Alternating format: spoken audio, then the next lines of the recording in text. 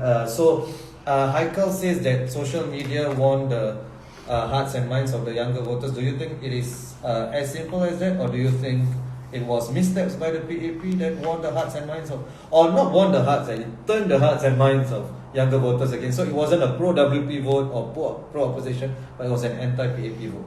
I think it was not so much anti as much as a protest in certain areas. Right, That's right, one. right, That's right, one. right, Number right. two, the PAP still won almost 62%. Right.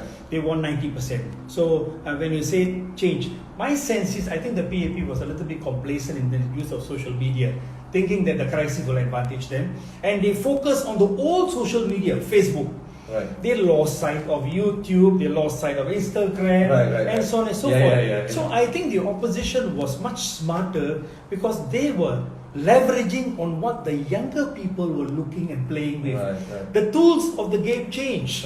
So it's not a question but of... But they were still on Facebook, right? They were on Facebook. Yeah. That's because Prime Minister got more than 1 million Facebook doesn't mean he's going to win. Why? Because the game changer was somewhere else. And I think whatever he has won, he has won. But where the change took place, with regard to the younger people, to me was this new media, new platform. And I think I agree with the questioner that I think that's an area we need to pay a bit more attention. And this is an area where, one, the opposition did very well. Two, but they did very well when? They did very well in particular during the campaign period. If you look at the quality and the number of hits during this period, it was amazing. I think my students did some research here. It was interesting to look at how certain number of candidates like James, Pritam, Nicolsia, how they actually went up during this period compared to the traditional those in power. So there was a change there. And also when I was looking through the WP candidates, each of them felt like they had their own personality. Whereas when I look at the PAP candidates, I'm sure all of them have their own personalities, but they feel so restrained and constrained. I don't know, in terms of their media appearances, it seems like almost all of them are replaceable with each other. I'm talking about the new ones. And whereas the WP, it seems to me that they were able to harness social media better to make them more relatable to people. That was my impression. I found the new PAP candidates being bottlenecked by one thing.